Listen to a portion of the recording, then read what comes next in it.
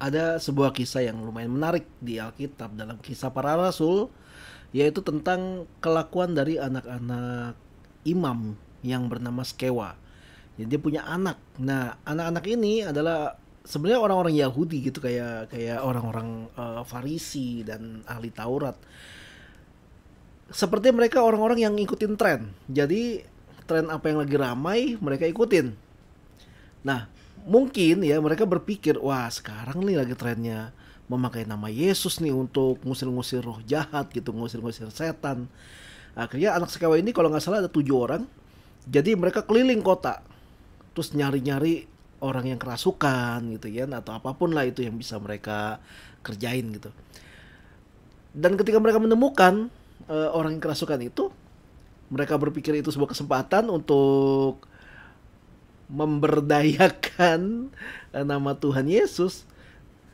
Dia bilang gini, anak-anak dalam dalam terjemahan bahasa Indonesia ya, dia anak-anak sekawa itu bilang gini, demi nama Yesus yang diberitakan oleh Paulus, kusumpahi kamu, katanya gitu.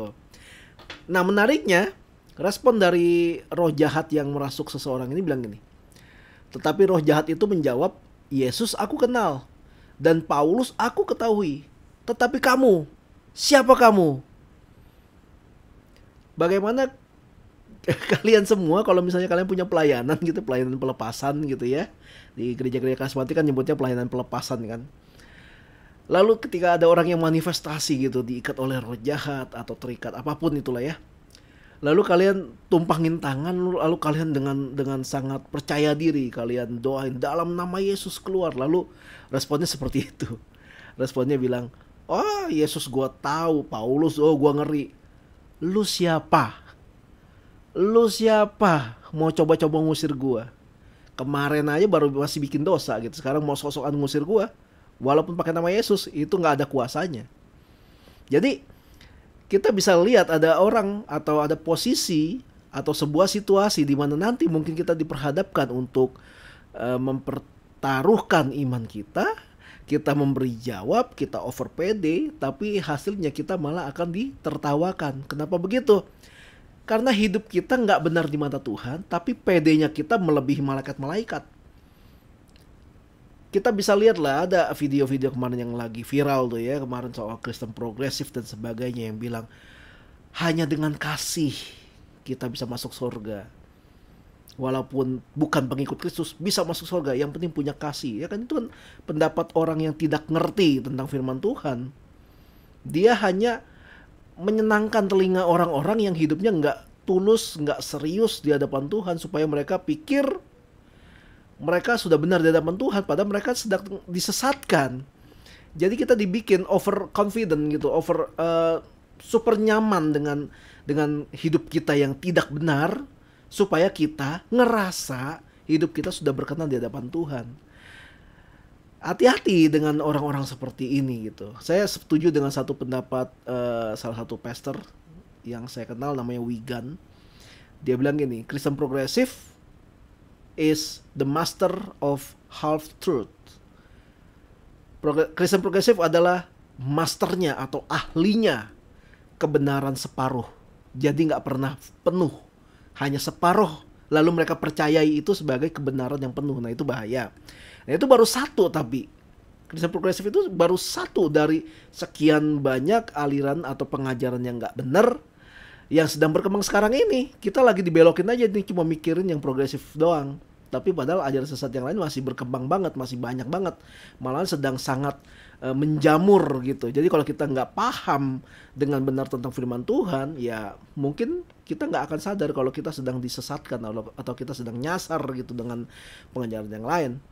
Nah mungkin juga kita di gereja kita orangnya jago menghakimi orang, jago melihat kelemahan orang, jago beralasan supaya kita tuh nggak kelihatan buruk, tapi biar orang lain aja yang kelihatan buruk.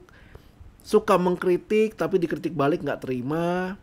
Mungkin kita ada seperti itu, ada kelakuan yang seperti itu ya. Dan model seperti itu nggak bisa dengan cara lain, yaitu dengan bertobat. Sadar diri dulu baru bisa bertobat. Kita nggak akan pernah bisa bertobat kalau kita nggak pernah sadar diri. Firman Tuhan dalam Yakobus bilang gini, hendaklah kamu saling mengaku dosamu supaya kamu sembuh. Kalau kita nggak pernah mau mengaku kelemahan kita, kalau kita nggak pernah mau mengaku kita ini sebenarnya lagi berada dalam sebuah kelemahan, kita nggak akan bisa sembuh.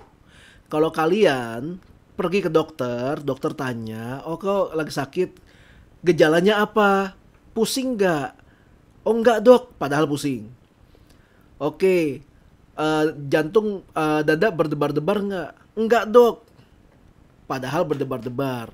Dan kita bohong terus sama dokter, lama-lama dokter hanya mendiagnosa sesuai dengan pernyataan si pasien.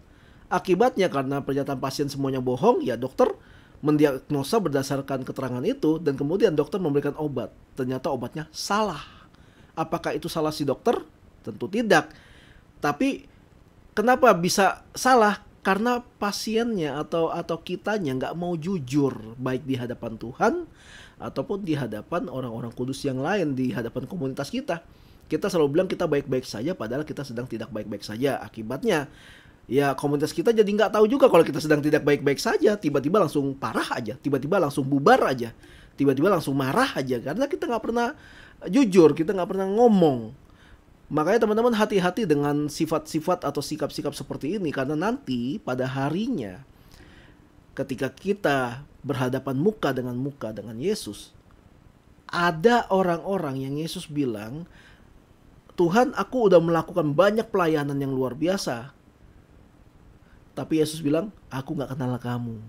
Malahan mungkin ya bisa aja dalam pelayanan kita atau dalam penghakiman nanti, bisa aja ketika kita melihat ada iblis gitu, lalu kita usir gitu, demi nama Yesus keluar dan sebagainya.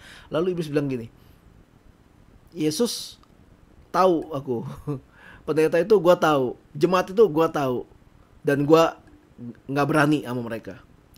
Tapi lu siapa? Lu siapa? Lu punya kuasa apa buat ngeberantas gue? Baca Alkitab aja males, doa aja males, pelayanan aja mesti orang sampai ngemis-ngemis dulu baru mau. Pelayanan milih-milih, lihat PK gede yang mana baru mau, ya kalau yang kecil nggak mau. Ya model kayak gini mah cetek, nggak ada kuasanya. Jadi hati-hati teman-teman dengan apapun yang kita lakukan yang sudah keluar dari tracknya firman Tuhan. Satu hari nanti mungkin kita akan merasa kita berada di jalan Tuhan, padahal kita sedang dijadikan bonekanya iblis.